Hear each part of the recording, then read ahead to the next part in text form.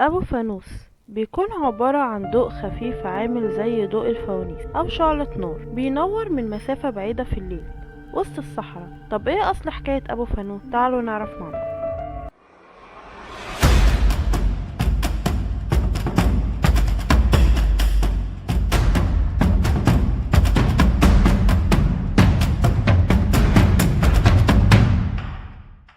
بيتقال إن أبو فانوس هو نوع من أنواع الغيلان، والغيلان طبعا هما جنس من الجن والشياطين، وبيتقال عنيهم إنهم سحرة الجن.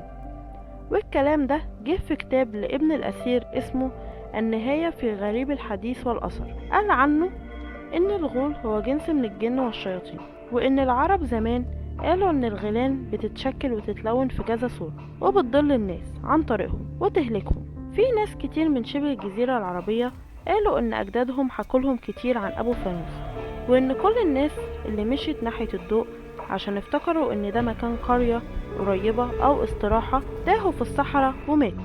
وقال النبي صلى الله عليه وسلم: إذا تغولت الغيلان فبادروا بالأذان، والمعنى إنهم بيهربوا لما حد بيذكر ربنا قدامهم. بعض الأشخاص اللي سافروا قالوا إنهم بيخلوك تروح لأماكن بعيدة ومجهولة، والبعض التاني قال إنهم بياخدوك لأماكن بيسكن فيها الجن. في ناس تانية بتكذب قصة أبو فانوس وبتقول على اللي بيحصل إنه ظاهرة ضوئية بتحصل نتيجة تسرب الغازات الطبيعية من القشرة الأرضية وبتتحول لضوء لما تلمس الهواء.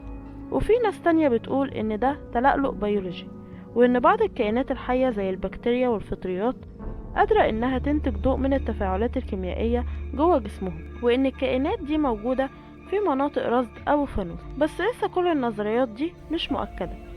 وفي العصور القديمة وفقا للأساطير قالوا إن أبو فانوس روح خيرة بترشد النفوس الضالة. في النهاية هل تفتكروا أبو فانوس حقيقي ولا مجرد أسطورة؟ اكتبولي تحت في الكومنتات.